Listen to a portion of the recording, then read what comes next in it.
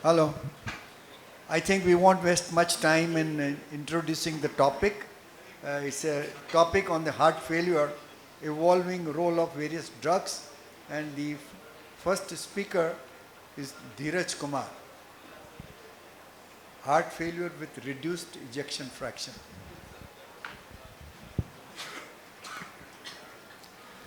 Hello. Uh, it's a matter of great privilege to be standing in front of such an exalted faculty, the organizing committee comprising of the legendary Dr. Satyavan Sharma sir, Dr. Dev Pailajani sir, Dr. Ajit Desai sir, and Dr. S.B. Gupta sir. A special thanks to Milind Phadke sir for having chosen me to talk about this wonderful topic.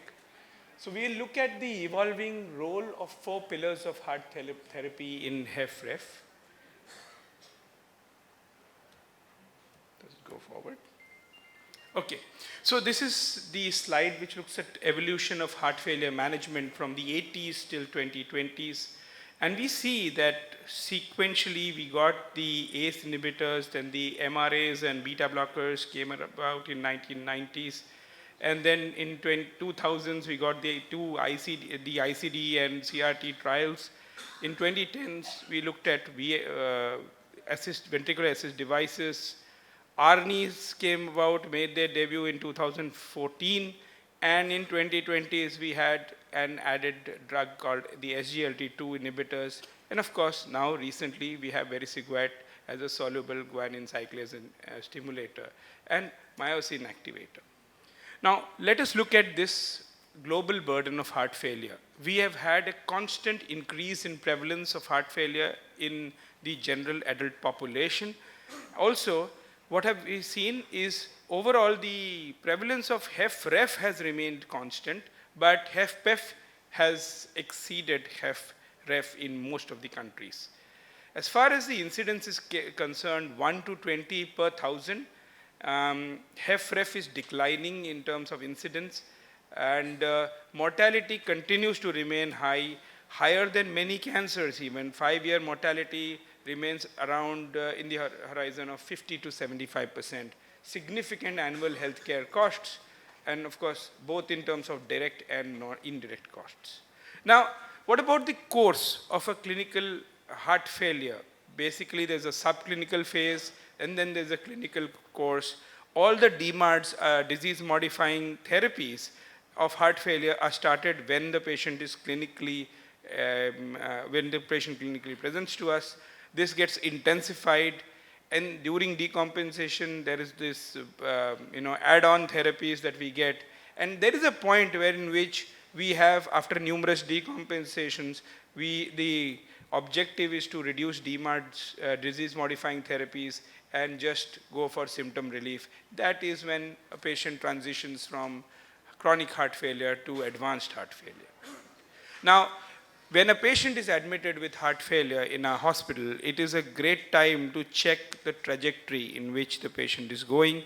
It is a time to take care of the clinical decompensation, but prior to discharge, looking at whether the patient was optimally managed prior to this admission, and if not, to initiate GDMT. As we'll see in further slides, this is the right time to start GDMT. Don't delay, don't wait for the patient to get discharged. After you start the GDMT, and educate the patient, because patient is most receptive to your teachings when he is hospitalized.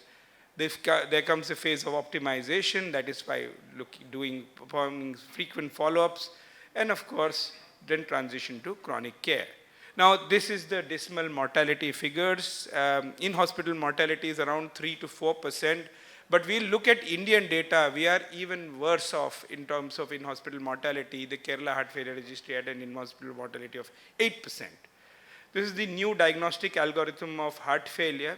Nothing different. We divide heart failure into reduced, less than 40, mid-range, 41 to 49, preserved more than 50. But what is very interesting is there's a significant shift in serial re-evaluation, and there are those patients who improve from 40, below 40 to in mid-range category.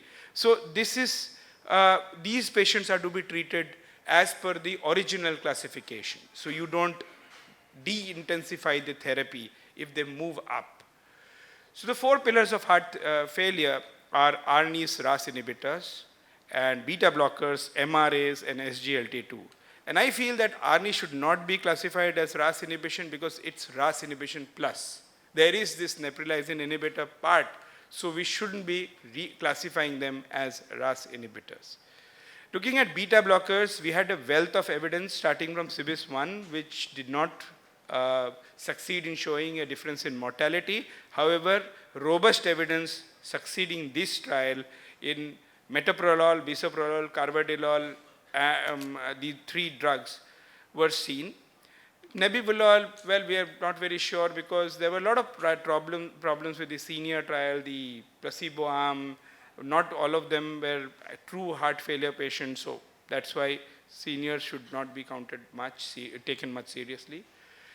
This is a slide which shows how to start the beta blockers. So bisoprolol at 1.25, carvedilol at 6.25, and sometimes even 3.125, and metoprolol at 12.5. 2 weekly up titrations of beta blocker, and of course, in case you reach a maximum tolerated dose, and despite that the heart rate is more than 70, that prepares a role of ivabradine.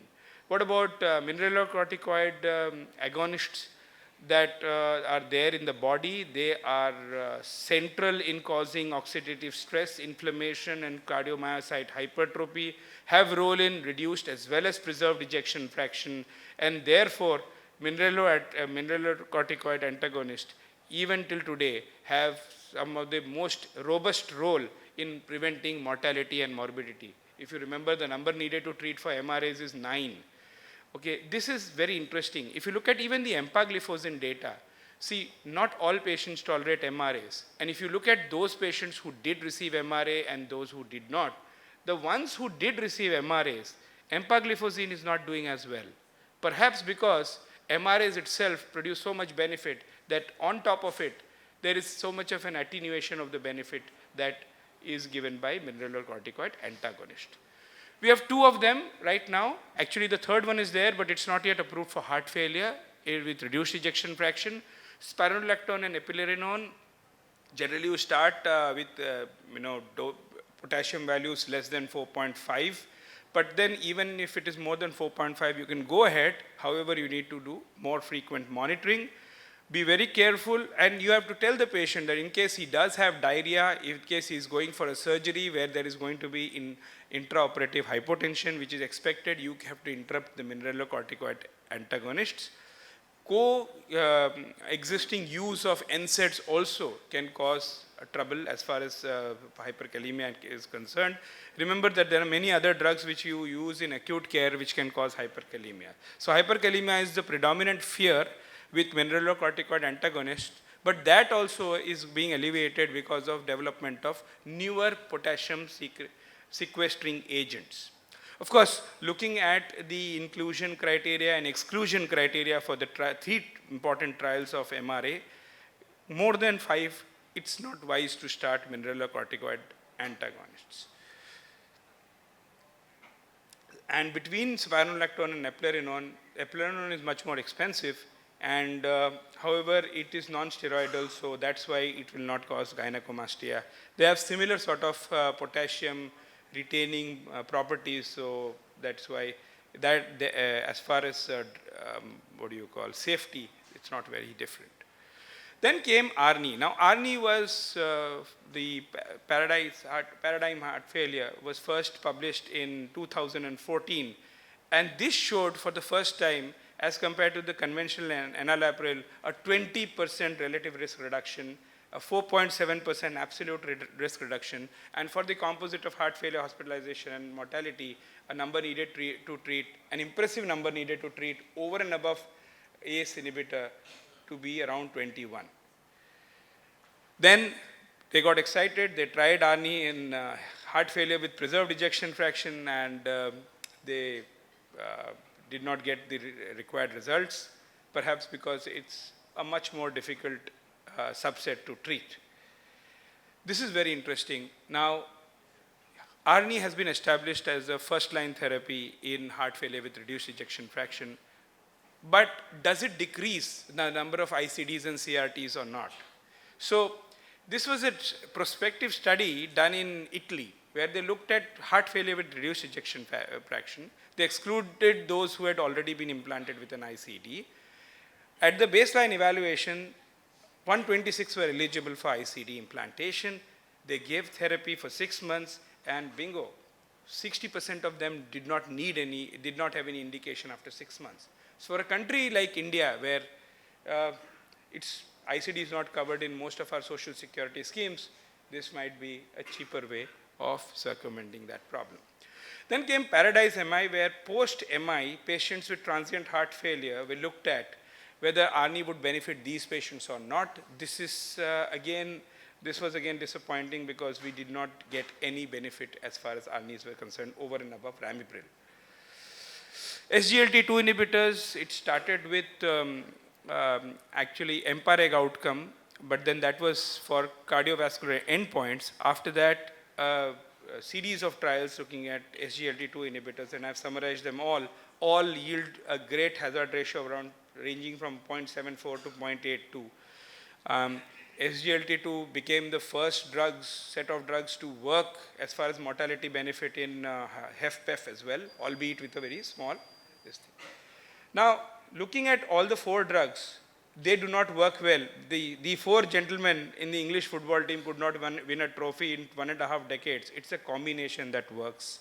And if you look at this study by Vadagunathan et al., they showed that if you give the newer 4 pillars of therapy as compared to the previous 3, you get an additional 8.3 years of life expectancy. And that is very important. Again, that means this slide highlights about whatever are the doses of GDMT that we have. This is a slide from the newest ACC guidelines looking at the fact that we should initiate the first 3, the basic 3 drugs right at the outset, along with SGLT2, and then add-on therapy based on hemodynamic status, and of course, up titration. Here, this is an analysis by Tariq Ahmed, where he looked at the fact that if you give the 4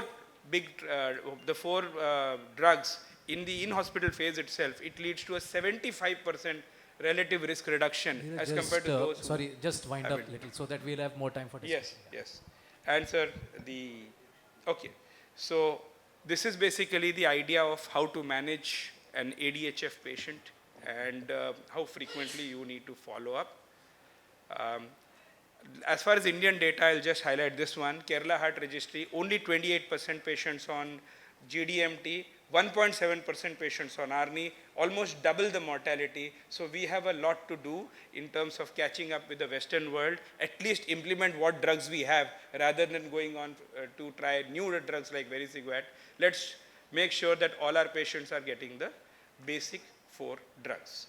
Again, drugs, the need of the hour is to develop drugs in heart failure with CKD, as ARNIs and SGLT2 are not really recommended below 30. So this is again guidelines. Guidelines are very clear.